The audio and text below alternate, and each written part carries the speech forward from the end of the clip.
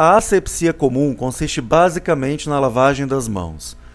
Abre-se a torneira e molham-se as mãos, evitando contato com a pia. Inicia-se aplicando sabonete líquido nas palmas das mãos em quantidade suficiente para cobrir toda a superfície. Esfregam-se as palmas das mãos e, a seguir, esfrega-se a palma de uma mão contra o dorso da outra, entrelaçando-se os dedos e friccionando-se os espaços interdigitais. Esfrega-se então o polegar de uma das mãos com movimentos circulares da mão oposta e vice-versa. Depois, esfrega-se o dorso dos dedos de uma mão com a palma da mão oposta em movimentos de vai e vem. Friccionam-se as polpas digitais e unhas de uma mão contra a palma da mão oposta em movimentos circulares. Esfrega-se o punho de uma mão com auxílio da mão oposta também em movimentos circulares. Por fim, enxagam-se as mãos evitando contato direto com a pia. Secam-se as mãos com papel toalha descartável no sentido das mãos para o punho. A asepsia é o conjunto de medidas utilizado com o intuito de manter a equipe médica, o paciente e o ambiente livre de germes. Logo, o ambiente asséptico é um ambiente livre de infecções. Já a antisepsia é o conjunto de medidas para você eliminar os germes que já estão no corpo da equipe e do paciente, além dos que já estão no ambiente, de forma que você ou destrói o germe ou paralisa sua atividade. A asepsia cirúrgica é utilizada quando se faz um procedimento em um local estéril, ou seja, totalmente livre de germes. O preparo do paciente envolve banho no dia da cirurgia, troca de roupa do corpo e da roupa de cama antes de entrar no centro cirúrgico, além da depilação e antisepsia da região do corpo que será operada. O preparo da equipe de cirurgia também envolve banho no máximo 2 horas antes da cirurgia, troca de roupa antes de entrar no centro cirúrgico, utilização de gorro ou touca, máscara e propé e higienização das mãos por um intervalo de tempo de 3 a 5 minutos. É importante ressaltar que durante a lavagem das mãos, o profissional já deverá estar paramentado com gorro, máscara e propé. A asepsia médica é realizada em ambiente hospitalar pelo profissional de saúde, seja ele médico, enfermeiro ou técnico de enfermagem. Nesse método de asepsia, existem 4 precauções que devem ser tomadas, dependendo da necessidade, do ambiente e do paciente. A precaução padrão deve ser seguida para todos os pacientes, com suspeita de infecção ou não. Deve-se higienizar as mãos antes e depois do contato com o paciente. Usar luvas, pijama de manga comprida, avental, calça comprida sem rasgos e sapato completamente fechado, além de não usar nenhum tipo de acessório.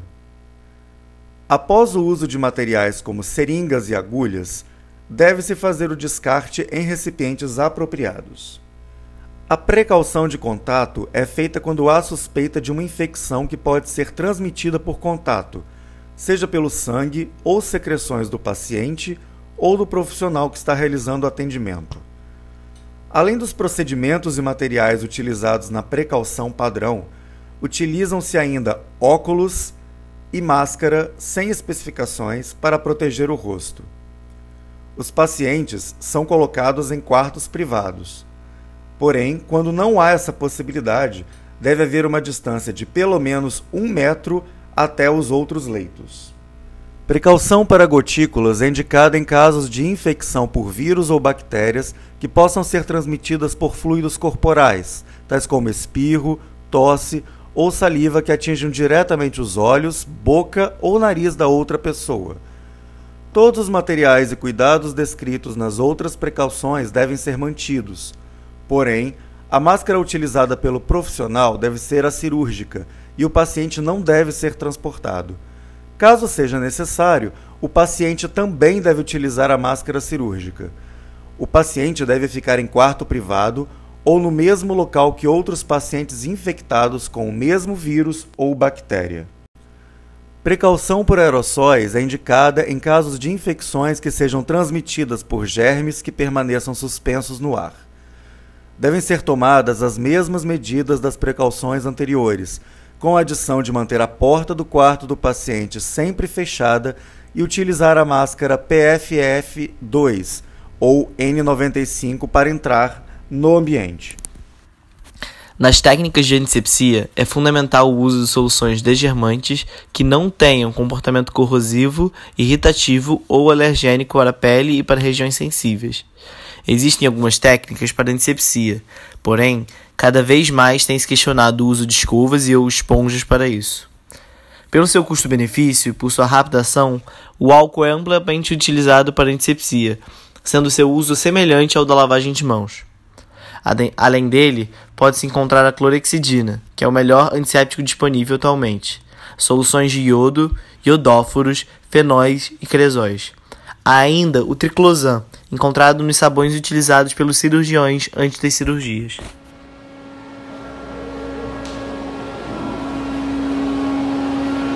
Bom dia, Matheus. Bom dia, doutor, tudo bem? Tudo bem? Eu tô vendo que o paciente está dormindo. A gente pode repassar o caso? A gente pode, claro. O nome dele é Caio, ele tem 60 anos, ele é diabético, ele estava internado por causa de uma cirurgia cardíaca há mais ou menos uns 10 dias e a cirurgia ela foi um sucesso, só que agora o paciente ele está retratando alguns problemas, algumas patologias.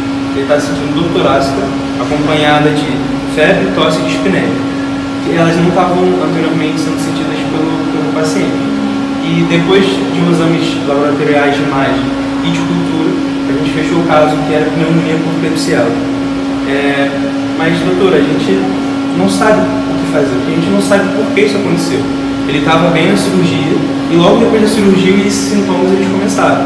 Então a gente precisa saber mais ou menos qual vai ser a nossa atuação para que a gente possa fazer um tratamento para o paciente. Entendi. Então, nesse caso, é a infecção hospitalar que ele adquiriu por estar aqui. Exatamente pelos fatores que você acabou de falar. São fatores de risco.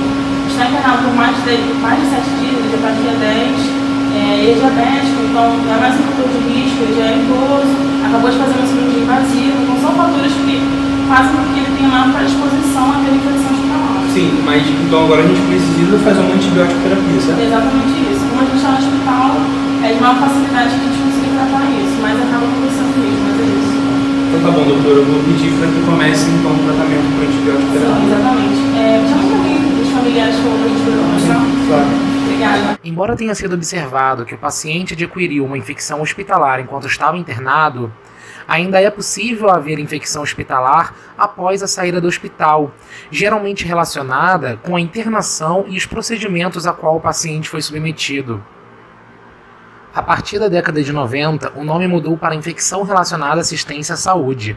Essa infecção ocorre a partir da interação com os profissionais de saúde, com internação, cirurgias, procedimentos feitos em ambulatórios e cuidados domiciliares.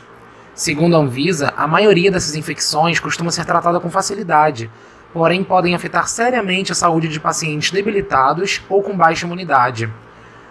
Os principais fatores que deixam o paciente mais propenso a ser infectado são internação superior a 7 dias, cirurgias com probabilidade grande e média de perda de sangue, como as de emergência e de cabeça, diabetes, uso de catéter venoso central, uso de catéter urinário, pacientes que foram submetidos a traqueostomia, pacientes com cânceres relacionados ao sangue, ao sistema linfático e portadores do vírus HIV, e pacientes em UTIs em geral.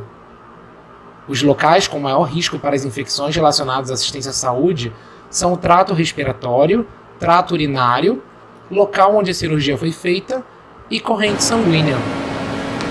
Com licença, você é o familiar do seu Caio? Eu sou na telha. Tá. A Emanuele é a médica responsável pelo seu avô, então a gente vai conversar com ela um pouco mais sobre a situação dele para você ficar um pouco mais informado. Bom, bem, obrigado.